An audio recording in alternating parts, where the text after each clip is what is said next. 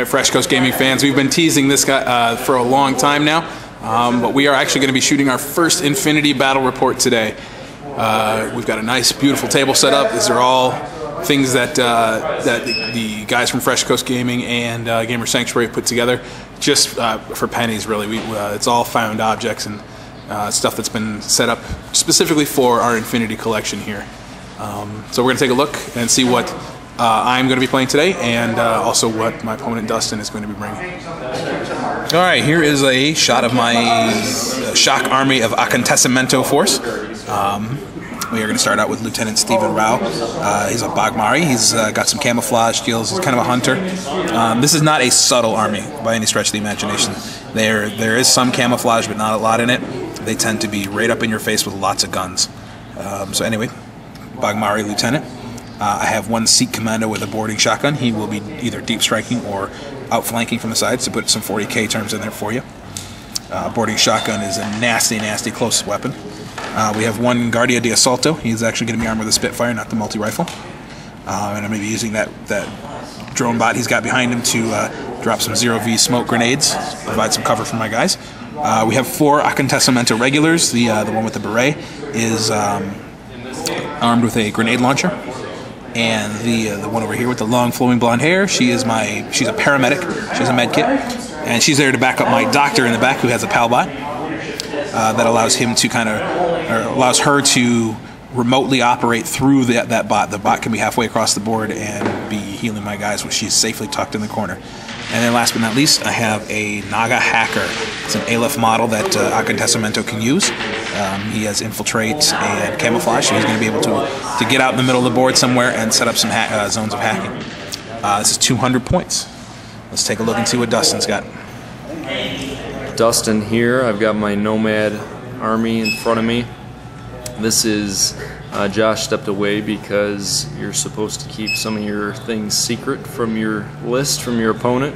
So I have a 0 up on the front left here with the forward observer skill for the Vertigo Zond in the back with the guided missile launcher. I hope to use her camouflage to forward observe some of his models so I can launch some free rockets at his team. And then I have a reaction Zond with a heavy machine gun, a Reverend Moira with a multi-rifle, a Sin Eater Observant with MK12, has neurokinetic, so he'll be able to fire his full burst value of 4 against any kind of active turn that my opponent takes. And then I got 5 moderators acting as cheerleaders, all basic with my lieutenant hidden in there. And that's pretty much my 200 points. 10 orders plus the bonus lieutenant order gives me 11. All right, here's a quick shot of our scratch-built Infinity table. Everything here was either found and retasked to become a piece of terrain, or got a few little scenic elements like the holographic billboards and some of the cars. But this whole table probably cost, I think Mike and I, maybe about 25 bucks when all is said and done. Lots of work, of course, but even that, it's still worth it. We've got Pringles cans, we've got formula cans, we've got some electrical boxes, some small milk crates with just paper behind it. These ones have some reflective paper in them. Printouts of billboards, bunch of cool stuff. Even the roads, there's paper. These are some bulk food boxes from Meyer. Lots of cool stuff on this table. Anyway, let's get back to the actual game. Look at some deployment here. I have my regulars set up here. They're out of everybody's line of fire, but that grenade launcher can drop some indirect shots on people. My Bagmari is right there with a pal bot behind it. Speaking of pal bot, the doctor is hiding on the corner. We have the Guardia de Assalto right here, ready to push forward towards the center. And my camouflage infiltrator is right here, ready to do some damage pretty quick. Dustin's got his nasty drone with the heavy machine gun. One of the cool things about this game is that the factions are very, very balanced. Every faction has drones just like that. They all have drones that have heavy machine guns that can fire full bursts in their opponent's turn. It's very handy. All of his moderators are chilling back here. They are in a linked fire team. His Reverend Moira is right there with her thong hanging out. His Sin Eater Observant is right there too. And he's got a missile drone here. Now our objective, the mission that we are playing, it's not just straight up kill each other. We've been playing that a lot lately, and we're trying to get into some more of the scenario play for this game. The table is divided into sections, kind of like that. Every couple inches or so is another strip. You get the game lasts 3 turns only, and you get victory points based on how many models you have controlling each section of the table. So if I have models right in the middle and Dustin doesn't, I'm going to get victory points for that, and vice versa. So we'll see how that shakes out in the end. But this is not necessarily a straight up kill each other mission, and that's like I said, we're trying to get away from that style of play. So we think we have the rules down pretty well. All right, so we're going to turn back in after I take the first turn. One of the other interesting things about Infinity, it's kind of like an NFL football game. The winner of the roll to go first chooses whether or not he's going to go first or deploy first. The opponent then gets to choose the opposite. So in this case, I won the roll. I chose to go first. Dustin then chose to have me deploy first. So it's always a choice. It's not you go first, then automatically deploy first. Your opponent gets to choose one if you choose the other. All right, so we're going to move into turn 1. Quick adjustment we had to make in the list. Dustin forgot that you have to take a hacker or engineer when you have remotes. So he just substituted one of his moderators, took it out, and made that one his hacker.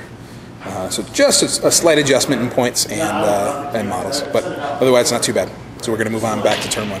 All right, top of turn 1, my hacker, actually first, my Guardia di Assalto worked around the corner here and dropped some 0V smoke grenades to try to cover my hacker. The first one landed right here, and I tried to drop a second one here, and it scattered crazily back onto the building right here. We're not going to leave the template there because it's just on top of the building. But with my hacker covered from that angle, he then hacked the remote here, shut it off, so it is now immobilized. You don't need line of sight to do hacking, you just have to be within the zone of control. Dustin did try to counter hack with his hacker, but I rolled a 1 and he rolled 15, so I got mine off. The Guardia di Assalto continued to advance up and try to drop another smoke grenade right there to cover the advance of the center, and that scattered way over there. Really bad roll on that one. Speaking of scattering, my Seek Commando tried to drop right here too. Right in the middle, just to control that middle section, hopefully get protected by smoke, and he scattered way the hell back here. So I'm not having a whole lot of luck with my deviations. The rest of my guys just moved up here in the middle, and that's it. That was the end of my turn 1. Dustin has 1 incapacitated drone, which he's going to try to get back, and then see if he can run him around the corner and shoot my hacker to death. Moving on to bottom of 1. Bottom of 1 shows you just how nasty the heavy machine gun drone can be. First of all, I made a big mistake. I thought that the 0V smoke grenades lasted through my turn and into Dustin's turn, but they don't. They go away at the end of my turn. So my poor little hacker right here, my little Naga, got sniped by his hacker. Came around the corner. I'm not his hacker, I'm sorry, his Zero.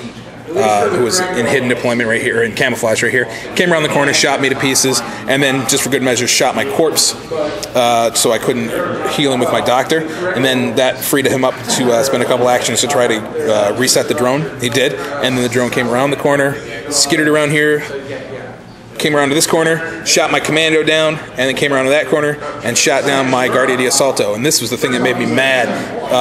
My Guardia di Assalto has 2 wounds on him. He needed 2 full actions to take them both out because I kept making armor rolls, but I kept missing my ARO, needing an 18 to knock that shot, all 4 of those heavy machine gun shots out, and I couldn't roll higher than a 9. Couldn't beat his 11s, and that just irked me. So we're going to move now into top of turn 2 to see if I can't try to make some ground back up here. Oh yeah, his 0 camouflaged. Alright, I got a little bit of a revenge this time. Actually, 1 intentional and 1 unintentional.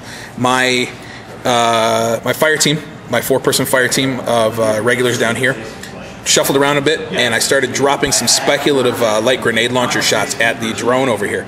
I needed 3s to hit, so they were going to be wild shots, yeah, but you never know. Sometimes you can get lucky and hit that 3. Well, my first 6 shots, and I get 2 shots apiece because it's in a fire team. Makes his grenade launcher burst too. The first 6 shots all scattered badly. Some went off the table, some went way back here. One of them though, actually I'm sorry, 2 of them did scatter perfectly just to hit the camouflage guy right there. And you notice that marker's gone because he failed both the armor rolls and he died. And then the 7th and 8th shots both critted on the drone. So it took the drone out, allowing me to feel more comfortable moving the rest of my guys up. The Palbot ran forward, couldn't get to the Guardia di Assalto in time to try to heal him, so he's just ready for next turn.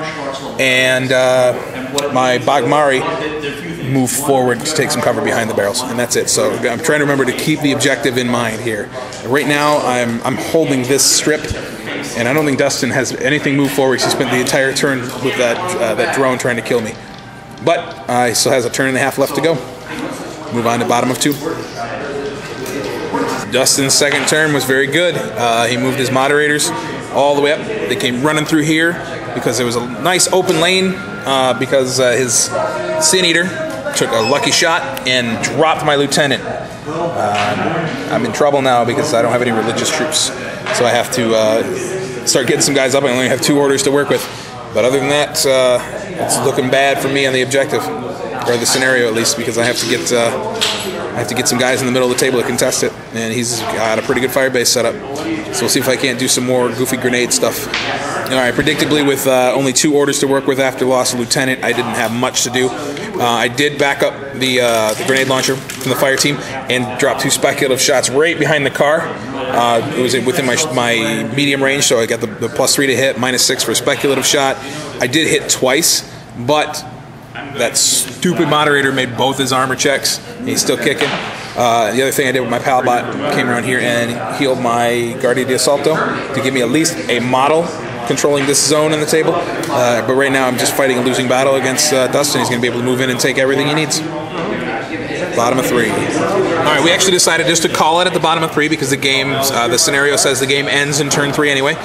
Dustin was already beating me on control points. The way it works, there are different zones of control. They're basically 4-inch blocks and 4-inch strips, excuse me.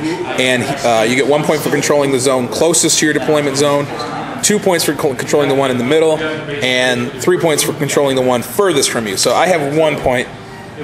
Dustin has 1, and he's controlling the middle, so he has 3 points total. So we're just going to give him the win so we can try to get in another game. I'm going to hopefully try to get in a 40K bat rep if anybody's got a 40K army here to play with me. And stay tuned. We're going to try to get the bat reps up and running again on a regular pace, 1 a week. We're working some Infinity with our excellent hodgepodge tables here. And hopefully we're trying to bump up the interest in this excellent game here in our club. So thanks again for watching.